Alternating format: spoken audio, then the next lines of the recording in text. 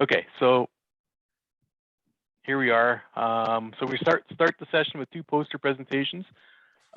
Just a reminder, I guess we probably will have some time for questions, but the questions for the posters should be deferred to the poster discussion session, which is session 15012.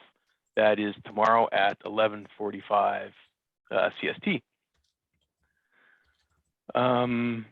Yeah, then once the two poster presentations are done, we have three 15-minute presentations. So I'm going to hold the speakers. I'm going to give the speakers a warning at 10 minutes into their talks, and then that gives them 2 minutes to wrap up, and then we should have a couple of minutes for questions before the next speaker. So Amber, did you want to go ahead and start? Amber is going to be talking about traceability and catch efficiency of the Lambrecht automated precipitation gauge for measuring precipitation in Canadian operational networks. And Amber is from Environment Canada here in Saskatoon. I apologize, we didn't have time to test your slides, so consider this your test. Okay, can everybody see that? Good to go. Perfect. So thank you, Craig. So like Craig mentioned, my name is Amber Ross. I'm with the Climate Research Division of Environment and Climate Change Canada. And the poster I'm presenting is titled Traceability and Catch Efficiency of the Lambrecht Rainy H3 Automated Precipitation Gauge for Measuring Precipitation in Canadian Operational Networks. So why the need for this study? Well, in an effort to modernize the aviation weather monitoring network operated by NAV Canada is installing heated Lambrecht Rainy H3 weighing tipping bucket gauges to replace manual observations of precipitation. Now, this has implications on the accuracy of reporting precipitation, especially snow events, which are prone to measurement errors. So in order to ensure the homogeneity of precipitation measurements moving forward, this study provides an intercomparison with reference methods and gauges. The overall study includes 5 sites across Canada: Dorval, Downsview, Prince George, Whitehorse, and Bratts Lake. And this poster presents the preliminary results from the ECCC Bratts Lake Super Site in Saskatchewan and the ECCC Downsview site in Ontario. The reference at Bratts Lake is the World Meteorological Organization Solid Precipitation Intercomparison Experiment Double Fence Automated Reference with a Pluvial 2 automated gauge. And the reference at Downsview are manual observations. The photos at the top here are the 2 gauges installed at Bratts Lake. The right is the Pluvial 2 gauge in the DFAR, and the left is the Lambrecht gauge. So here's a summary of the preliminary results. So Bratts Lake with the DFAR reference is on the left, and Downsview with the manual reference observations is on the right. The 2 sites have contrasting climate conditions. So Bratts Lake has a lower temperature, a higher wind speed, and more snow. And Downsview has a higher temperature, lower wind speed, and more rain. One of the key parameters here is wind speed. For the observation events used in the analysis, the mean wind speed is approximately 5 meters per second at Bratts Lake and only 1 meter per second at Downsview. The 2 graphs here are the resulting observation time series of the accumulated precipitation amounts for all precipitation phases. And this just provides a good visual of how the precipitation observations match up. So as you can see, the Lambrecht gauge at Downsview is performing well compared to the reference. And in contrast, the Lambrecht gauge at Bratts Lake is performing poorly, only catching approximately 37% of the reference precipitation total. The scatter plots here show all precipitation observation pairs broken up by color into rain, snow, and mixed, along with a reference line and the linear regression fitting. The Lambrecht observations are on the y-axis and the reference observations are on the x-axis. So at Downsview, we see the observation pairs matching up well. And the slope of the linear regression line for all the precipitation phases is very close to 1. At Bratz Lake, there are large variations in the Lambric and reference precipitation amounts. There are also 1 minute, Amber. There are also a large number of snow events not detected by the Lambric gauge, resulting in a catch efficiency of 0. Now, this is especially important as we look into developing transfer functions to adjust Lambric data sets for wind undercatch, as you are not able to apply an adjustment to 0 measurement values. So in general, the Lambric gauge performs poorly at Bratz Lake, especially for snow and mixed events. And in contrast, the Lambric gauge performs much better for all precipitation types at the Downsview location. The methodology, statistics, discussion points, and future project plans are all included on the poster. Thank you. Thanks. So next, Caitlin is here. So we'll queue up Caitlin's talk or for her poster. Caitlin is from the University of Ohio State University, and she's going to show us her poster on snow-specific surface area, margins of errors, and best methods for the ice cube by A2 photonic sensors. So go ahead, Caitlin. Can you guys hear me? You might have to talk a little bit low. There you go. That's good. Okay, sweet. So, thank you for that introduction. I am from Ohio State University. I work with Mike Durand. I would like to start by thanking ERDC CREL for all of their help with field work. So snow-specific surface area is a structural parameter of snow that governs reflectance. So it's really helpful in energy budget studies, microwave emission modeling, as well as other applications. So the ice cube is a tool for measuring specific surface area in the field. It uses an integrating sphere, so it's an optical tool. The purpose of this project is to evaluate margins of error and the best methods for the ice cube by comparing it to micro CT derived SSA. So this is an interim presentation of the data collected just this past winter. So we collected manual snow pit observations, including stratigraphy and density, ice cube specific surface area, and we took snow samples for micro CT. So the micro CT has not been evaluated yet. Data was collected over a very wide area and a longer period of time. So we dug about 20 snow pits total, most in the Western US, but in different mountain ranges. So here in the center, we have our specific surface area profiles. These are just a few of the pits. And we took the specific surface area measurements at a 2 to 5 centimeter resolution. And for many of our pits, we took multiple measurements of each layer to get an idea of the variance. So the average standard deviation came out to about 2.27 squared meters per kilogram, which is good to keep in mind when we get the micro CT results. So here in the center, we have all of the specific surface area values plotted against a normalized height on the y-axis, the specific surface area on the x-axis. And this zoomed in area, we can kind of see this trend popping out, which is really cool to see with such a varied data set. So we don't have the micro CT results yet, obviously. So here we just looked at the biggest controls on SSA with such a varied data set. So here we tried snow depth for each pit versus the mean specific surface area. So each point is the average specific surface area for each pit, and it's plotted against the total depth for that pit. So you'd kind of expect the trend line to look like this: shallower pits having larger grains and deeper pits having smaller grains on average. And so this trend kind of goes the opposite of what we would kind of expect. Here we filtered out fresh snow, but still had kind of a weird spread. We divided it into different crystal morphologies. This is just an example, but also kind of had this weird trend.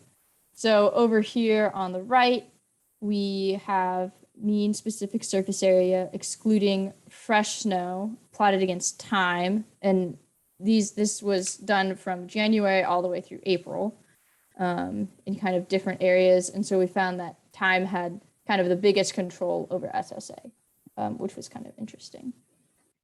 So we are planning on getting the micro CT measurements back next fall. So we're really excited to compare to that and kind of dive deeper into this analysis. Yeah, thank you guys. That's all I have. If anyone has any questions, I guess we have a little bit of time left. Great, perfect. We're running a little bit late, so the questions will be deferred to the poster session tomorrow. Great, yeah.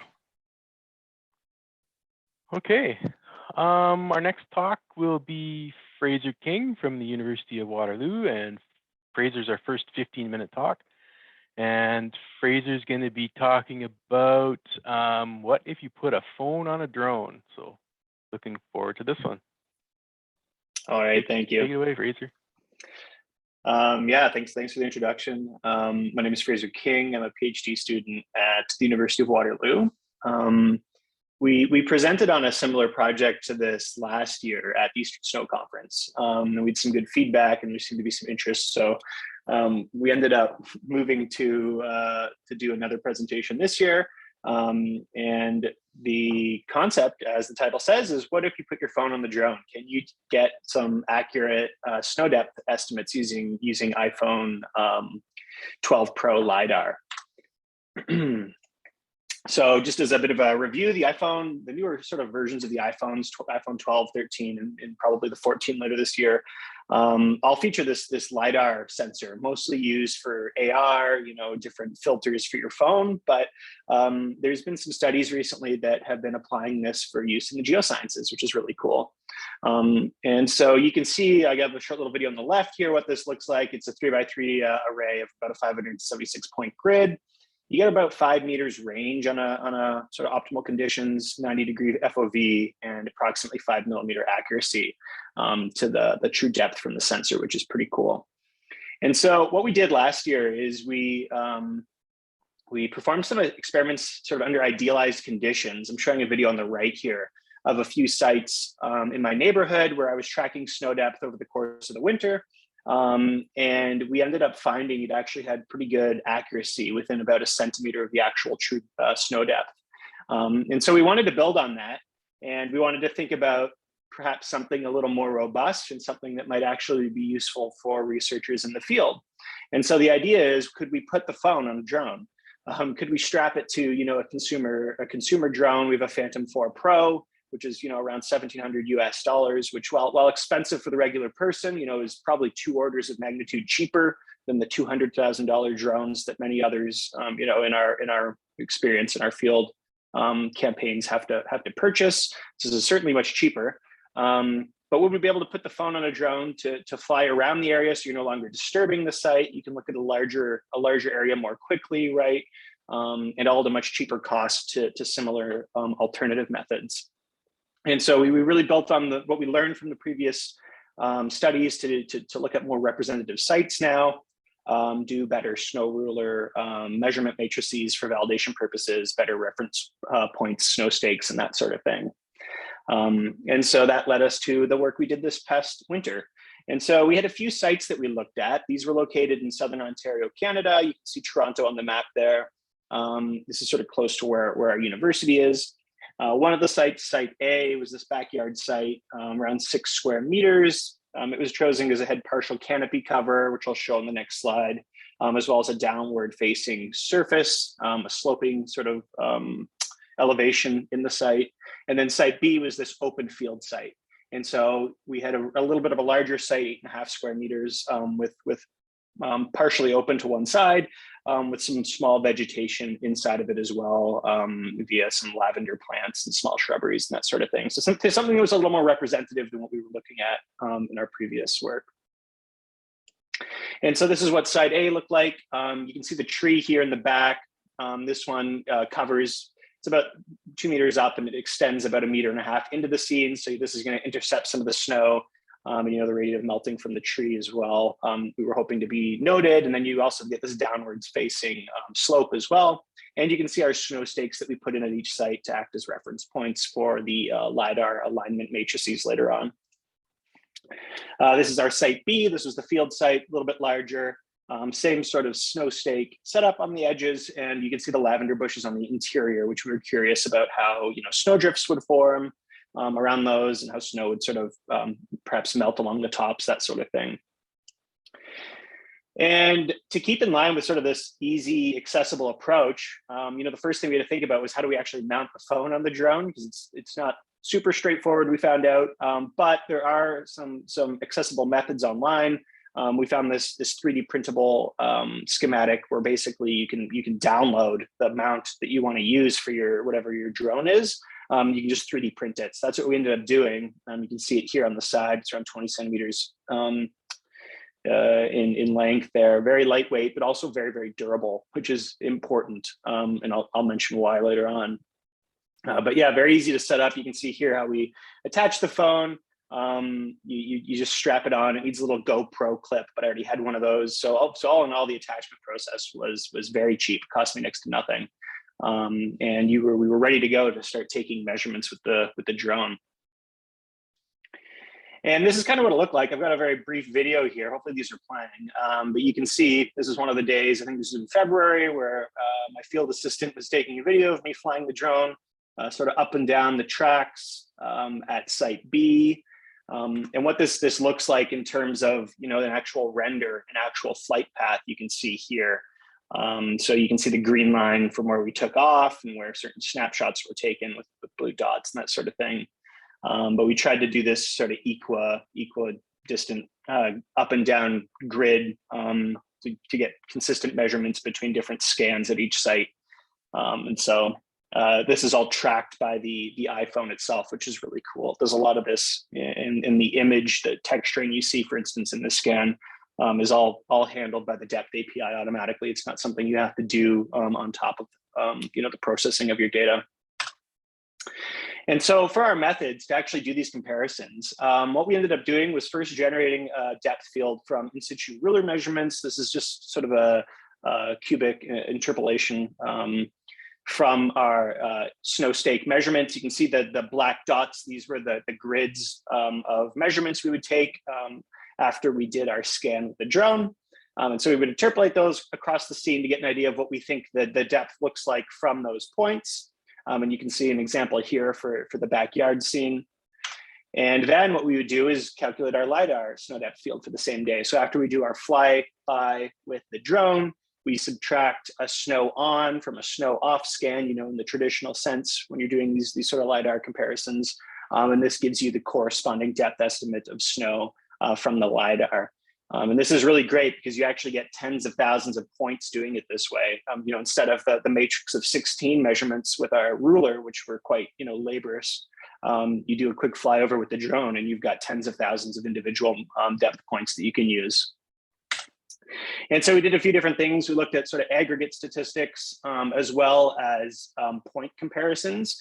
And so we took around a 15 centimeter box around each of the depth points we took with the ruler, and we would take the average of those box to align to some of the, mitigate some of the uncertainty into the exact position of that ruler measurement point to compare with what we think the drone is seeing collocated at that location in terms of depth. And then, from here we can, calculate a whole bunch of different field statistics to see how accurate we're getting with the drone measurements at each site. And so, well, that's what we did here. And so on the left, if you look at the left column, this is the field site, and you can see the lavender bushes. On the right panel, that's the LiDAR measurements from the drone mounted iPhone. And then on the left of the left panel, those are the in situ ruler measurement grids that I mentioned previously. And then we have the same sort of setup on the right for the depth values at the backyard site.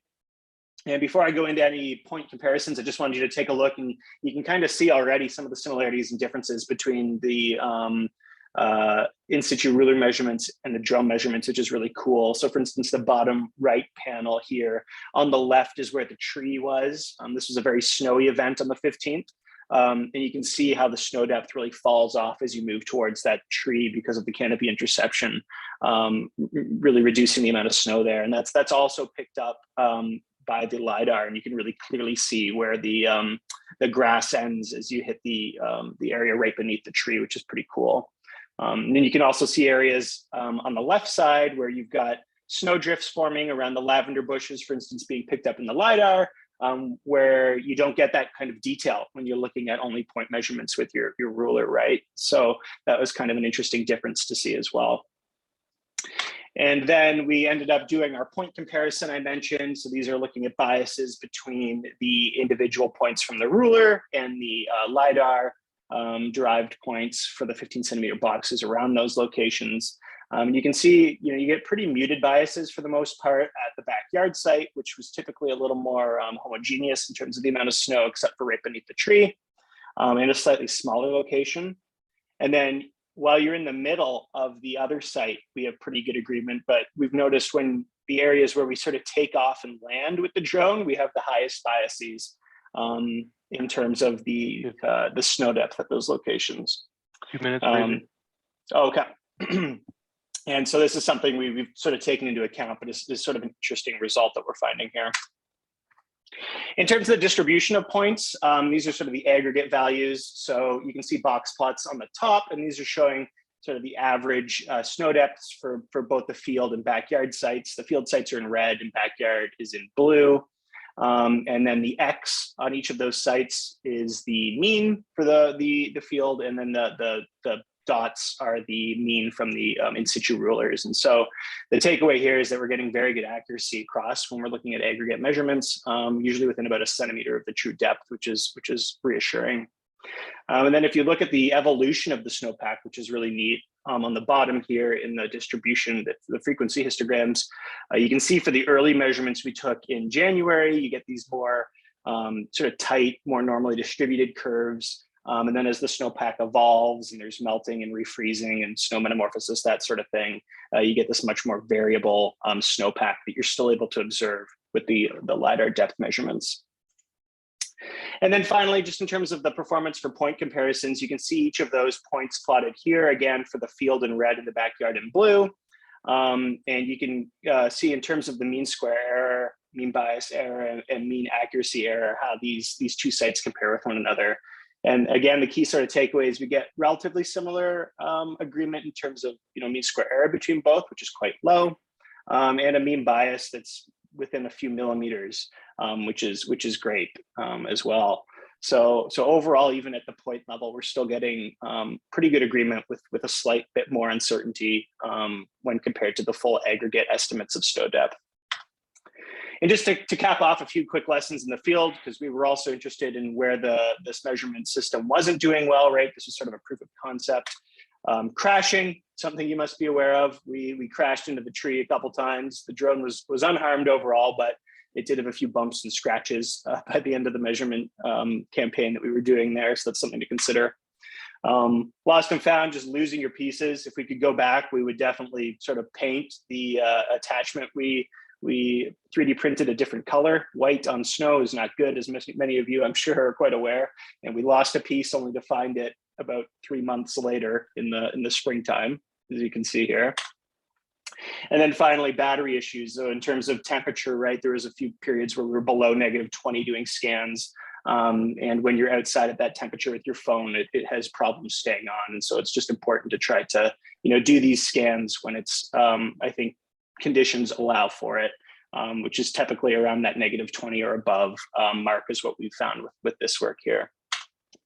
And yeah, so overall, we found that the drone actually did a pretty good job. We were able to take measurements much more quickly. Accuracy was still pretty good with aggregate depth measurements within about a centimeter of the true depths we were finding. And while you do have to be careful about the conditions in terms of not being too cold, that sort of thing, not too windy, if you plan your campaigns well, we think this could be a viable alternative for quick scans without the costs of very expensive Velodyne sensors or very expensive drones, that sort of thing. So yeah, thank you guys for listening. And I don't know if we have time for questions or not, but if we do, Yeah. I'd love to. Time love to for hear. one quick question. Sure.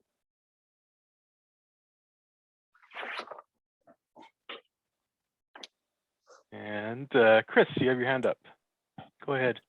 Cool. Thank you very much, Fraser. I like what you're doing with this. I liked it last year too.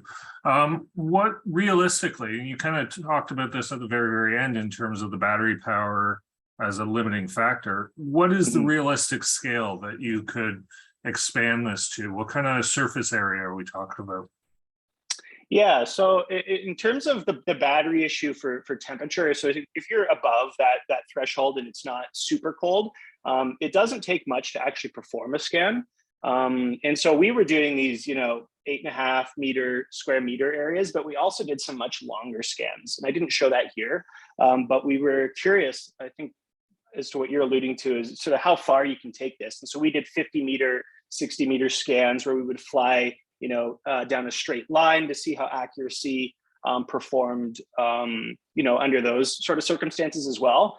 We sadly weren't able to do multiple scans of snow depth, so we don't really have too many results I can talk about under those conditions. But I do think if you've got a site somewhere that's 10 to 15 square meters, you could reasonably do a flight within about 1.5 minutes, 2 minutes using whatever drone you have available using a method like this.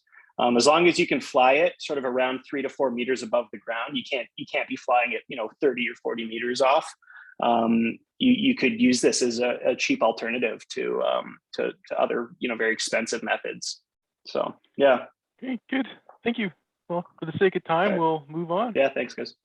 Yes, and I'd like to introduce our next speaker, who is the chair of this session.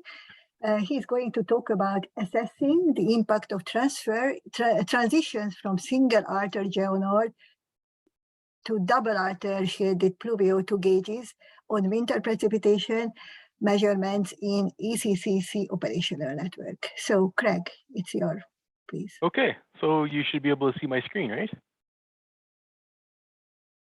No, you can't.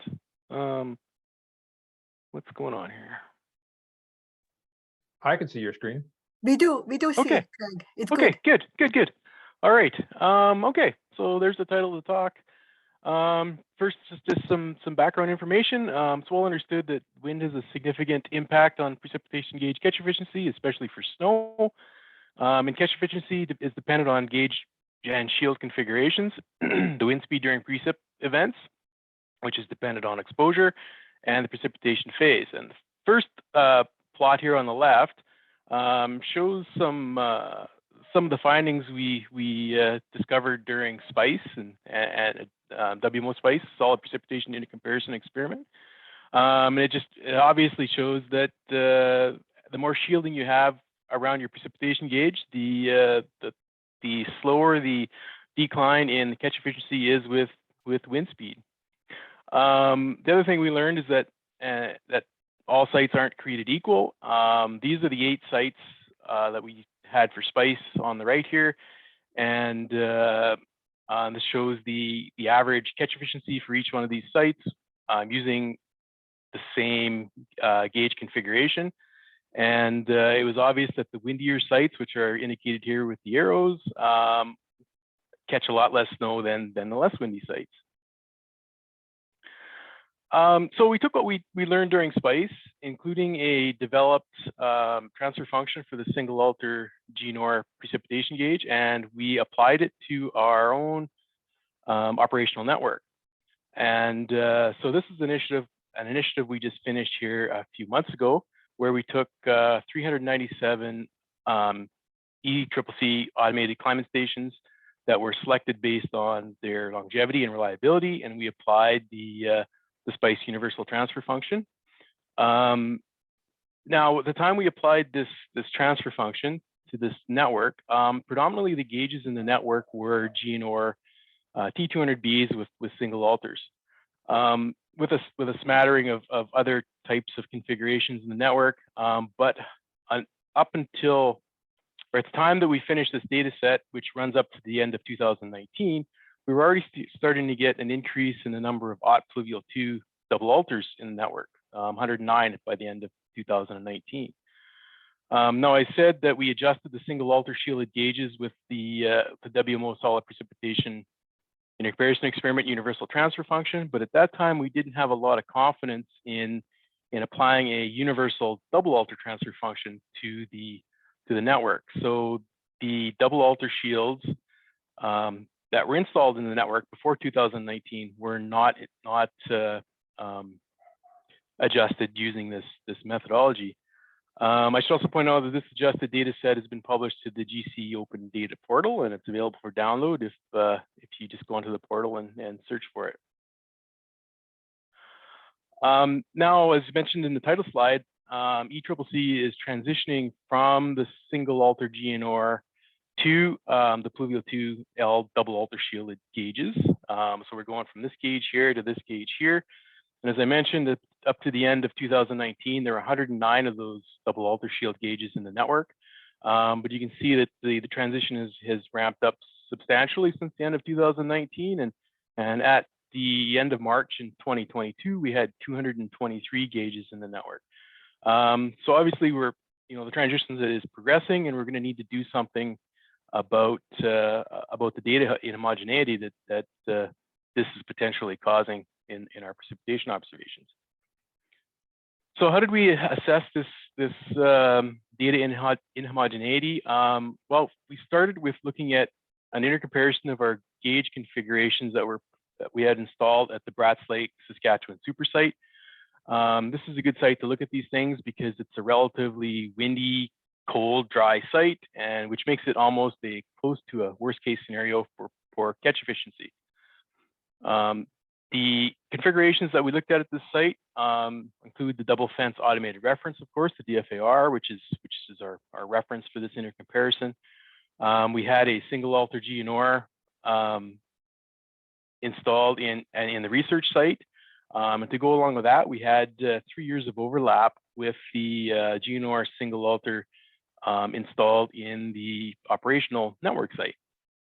And then again, we put in a Pluvial 2 double alter in the research site for comparing to the rest of these gauges. And we looked at this data over 3 winter seasons, 2017, 2018 through to the end of the 2019-2020 winter.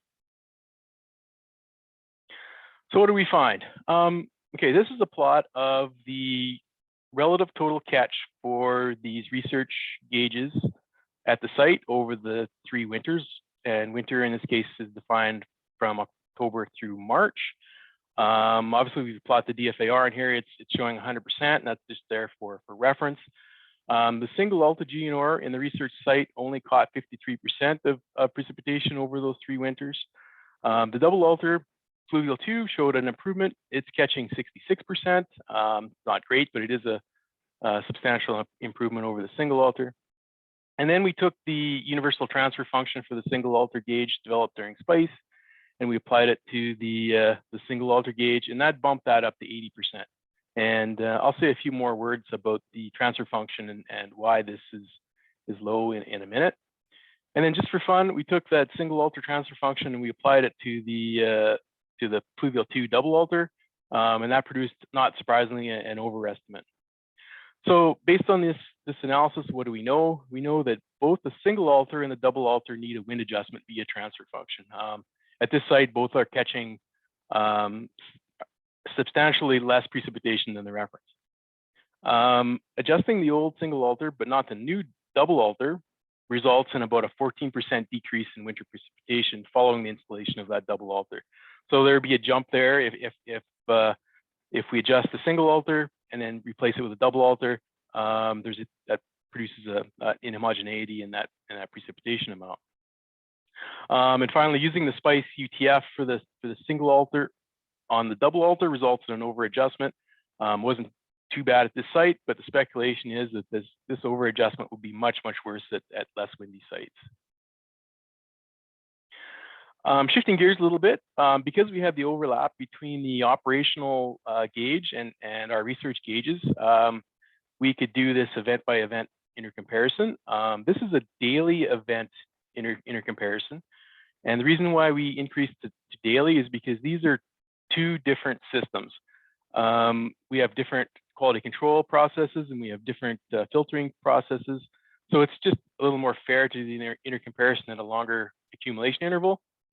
And that's what we did here. And so you can see that most of the red dots are above the 1-to-1 line. That's telling us that the pluvial 2 double alter is measuring more precipitation at the site, winter precipitation at the site than the single alter, and that's not a surprise. And just doing the inner comparison with catch over the 3 seasons, we don't get very different numbers with the operational gauge, as very similar numbers with the operational gauge that we saw with the research gauge. So that was good to see. We know that the operational gauge is measuring similar to the research gauges. So following that, we took the results of the inner comparison between the double alter shielded pluvial 2 and the reference, and we were able to produce a transfer function for that gauge. And that transfer function is plotted on here as this dark black line. And for comparison, the universal transfer function for the single alter is plotted on here as this magenta line. And for further comparison, the blue line here is the single alter transfer function that's site specific to Brad's Lake. And you can see the gap between this blue line, the purple, and the magenta line. That represents or that describes our undercatch when we, or under adjustment when we adjust the single alter using the SPICE transfer function. The other thing we have here, during SPICE, there were 2 other sites that ran double alter shielded gauges, and there was a transfer function developed for those double alter gauges based on those 2 sites, and I plotted that transfer function on here as this dashed magenta line, and somewhat surprisingly, it matched up almost exactly to our site-specific double alter transfer function. So then we took that transfer function and we used it to adjust the double alter pluvial 2s on the site, and that jumped the double alter pluvial 2 catch from 66% to 95%. So worked quite well, obviously, and we're happy to see that. So the next step here, we wanted to see a hypothetical assessment of what the catch efficiency would look like in the network if all of the gauges in the network were then transitioned to double alters. And so what we did is we used that transfer function that I developed and showed you in the last slide, and we took our 397 stations and we ran the mean wind speed and mean temperature through the transfer function that occurs during precipitation. The average temperature and the average wind speed that occurs during winter precipitation to calculate a catch efficiency using that transfer function.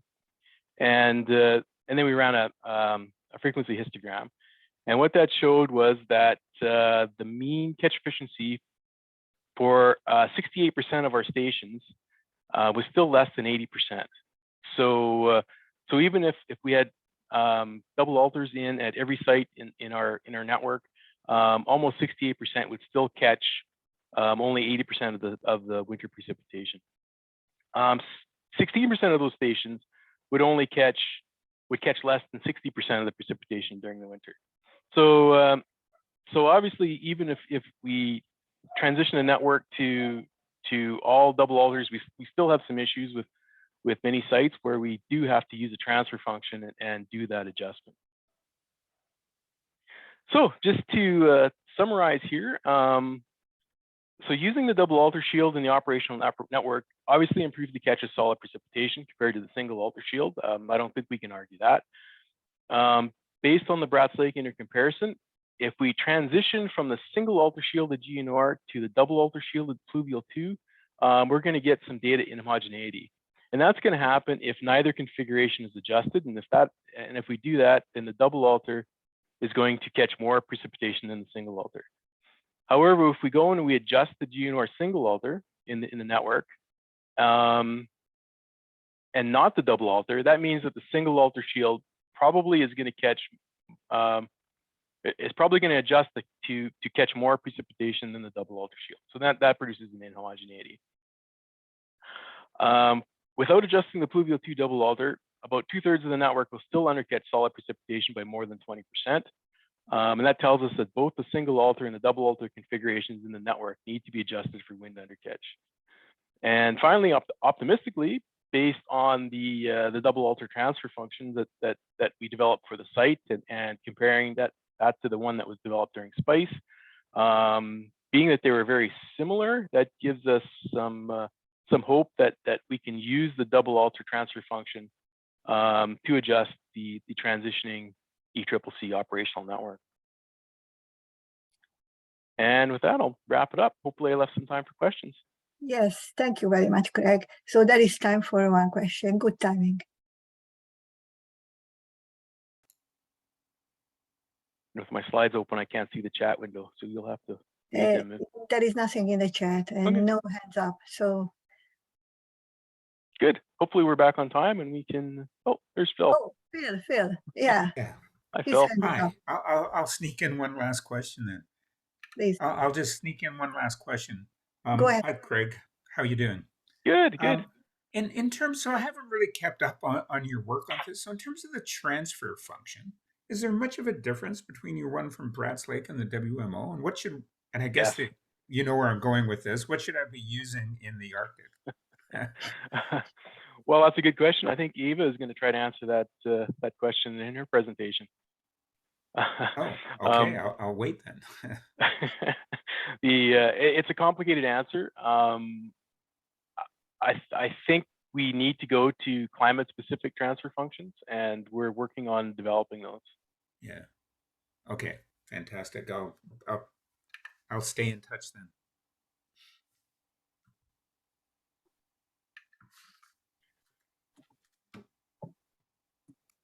All right. I guess I'm convener again. So our next talk is by Eva Makish. Eva is going to talk about, and I have to move rearrange my screen a little bit so I can see this. Talk about transfer function development for adjusting precipitation observations in Arctic and maritime climate conditions. And Eva is also with Environment and Climate Change Canada. So Thank you take it very away, much. Eva. Yes, thank you very much, Craig. So I am going to address what Phil just asked about. So I will talk about adjusting auto-waging gauges observations, which is now one of the standard gauge in MSC networks. But for this, developing new transfer functions, we need reference installations assessing the quality of the observations. Without a reference, we cannot come up with new transfer functions. So in this talk, I'm going to talk about developing 2 new transfer functions. And also I will compare it with whatever available other transfer functions, including WMO and including Craig's transfer function, even including Fort Montmorency. This map includes the 2 baseline maps. One is the WMO SPICE map with the 8 sites, and the other map is the CSPICE map, which includes the additional Canadian installations. So beside the 3 baseline, which was part of the WMO SPICE experiment, we did have 3 more options. I do not include Coquihalla Summit because there was no reference installed there. And also I summarized the climate conditions for these sites. So in the first part, I'd like to just describe briefly the available metadata for the additional 2 sites, which is St. John's, representing maritime climate, and Iqaluit, representing Arctic climate. For both sites, we had different installations with different shieldings. So for St. John's, we had the Geonor and Pluvio with a single alter shield surrounded it, and we had Pluvio 2s with Belfort double alter shields. And also we had the reference in the background. For equality, we had a little bit different setup because we had a couple of single outer shielded gauges, and we also had an unshielded gauge. So what are the steps? How did we process with the development of these new transfer functions? First of all, these observations are not like the operational sites. It has much higher frequency of observations. So like we're talking about 5-6 seconds of data. So several pre-processing was required. The reference configuration is always the DFAR within shield, the double fence auto reference station with Pluvio2 gauge in the middle. And I already described the configurations. The quality control included different filtering, minimum, maximum jump filtering, and Gaussian filters. And then came the very tedious and big work of further supervised natural aggregation filter completed by Amber. Thank you again. And for further quality assessment, I included time series and scatter plots. For these sites, we had 4 years of data available. So the first 3 years were used for the estimation, and the additional year was used for validation. The events included the pairs where the reference was greater than 0.5 millimeter, 0.25 millimeter, and the system under test, whichever configuration was greater than 0.1 millimeter. We had to do this because of the noise category of some of the gauges. The equation used is displayed also on this figure. So ABC parameters are estimated using this figure and the catch efficiency. The adjusted precipitation is the observation divided by the catch efficiency using the new set of parameters. The validation will include baseline statistics. So I'd like to just highlight the need of quality control. For Pearl, we found an additional issue which had to be addressed, which was quite unexpected even for the observers because they didn't notice it at the time. This issue didn't come up with the total precipitation. But for us, when we created the events, it was obvious that some of the frequencies were much higher than supposed to be. So the precision of Pluvio gauge is 0.1. But due to a filtering firmware issue, actually, the gauge is losing precision when it's switched from when it was reaching the bucket reached 700 millimeter. Discussing with engineers about this issue, we hope that perhaps it can be recovered, this issue, but we couldn't. So we had to actually exclude those intervals in the observation. I have the affected periods, and I also have the table of the further available observations. I did compute the functions for both full period and the filtered period, but at the end, I only used the filtered. So for this summary, we used, for the estimation, we used two baseline configuration for St. John's. One is the Belfort double outer shielded gauges, and the other is going to be the single outer gauges. Here in this plot, we included this. I included the time series plot. First one is the parallel plot of both gauges. One is the reference, the second is the system under test. And the second plot is the difference. Again, the 1 millimeter issue is very visible here. And on the bottom, after filtering out the affected periods, it's already cleaned up. So the last figure is the most important because it includes the estimated transfer function.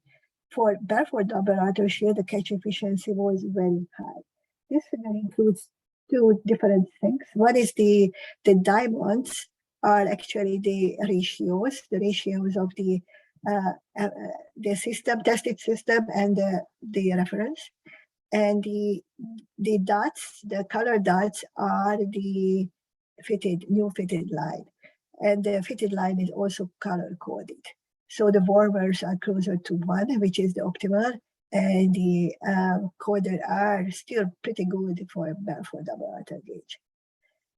This next figure includes the single arter shaded observations, the transfer function estimation. I'm going to just talk about the last figure here, the last filtered results. Here, the gap is much larger compared to the Balfour double arter shield. And I also going to compare this later for the universal transfer functions and the other climate conditions estimated transfer functions. So this is actually the single arter for the CMOS site, and the equality is not presented, just the final results, because I did present it earlier. So this is the verification of the results. So the Balfour double arter performed very well for the maritime climate. The bias reduced for both compared to the universal transfer function. It was also presented here, like for comparison purposes. There are more improvements with the root mean square error in the Balfour double arter gauges. The correlation is very high for all. So it was not significant change, but it's really still quite highly correlated. And the percentage difference is also comparable. And the statistics are printed on the table. So here first, I would like to present the new transfer functions depending on the different gauge configurations. For equality, we had 3 single arter shielded and 1 unshielded gauge. We also combined the similar, actually identical installations, because that was both of them was pluvio 2 in single arter shield configuration, and only the unshielded gauge did show a much lower catch efficiency, but the others are pretty similar. The Balfour double arter for St. John's, the Balfour double arter shield performed much better compared to the single arter shield, and the difference is visible. Yes, and I going to the last slide, actually, last important slide. So this figure includes all the transfer functions for all climate conditions. So the first is the single arter shaded configurations, including the H sites, which I listed at the beginning, 2 equality sites, 1 St. John's, and I included even the niche site at Fort Montmorency. It was interesting actually to find that the colder climate equality was below the universal, and this more snowier climate conditions, like which is the niche, it was above that, less adjustment required for niche compared to the St. John's or equality sites, and even compared to the middle is the universal always. The results are for also plotted for this unshielded configurations. We just had niche and equality for the unshielded configuration. And of course, Bratz Lake, which is also important in part of this study. And the last is the comparison of the Balfour double arter and the double arter shielded configurations compared to the universal. So we can see clearly, if you use the universal transfer function, we are over adjusting. So it's very, very important to take care, to pay attention of these. My summary slide, the 2 new transfer functions for different climate conditions were presented. The most important is the metadata. Knowing the shield type around the gauge is essential, because we don't know which type of adjustment should be applied then, which function is the best for that configuration. Representative wind and temperature data for the precipitation observation is also needed. With representative, I mean not the last 5 minutes, but representative for the full hour, which is the observation period. extensive quality control is required, as we see for some sites when obvious errors were discovered. The comparison with existing models and climate found large configurations and climate differences. So select the applied model, please, carefully. We did see several cases when universal transfer function is applied for everything, but it's not the proper approach. The universal transfer function should only be used with metadata, shield type information, and it's advised to be replaced with a universal transfer function, which when the climate-dependent transfer function is available. Thank you. That was. Okay, that was perfect. We have time for some questions.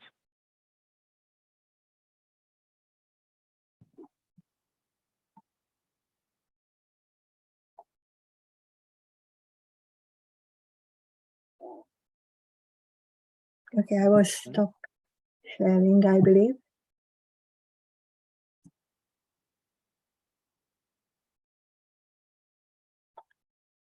Very quiet at the audience.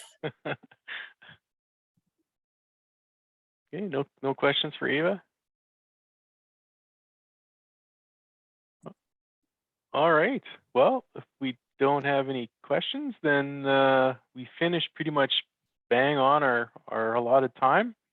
I'd like to thank all the speakers for this session. Remind people of the poster discussion session for this session tomorrow at 11:45 CST. Other than that, yeah, thanks everyone for coming.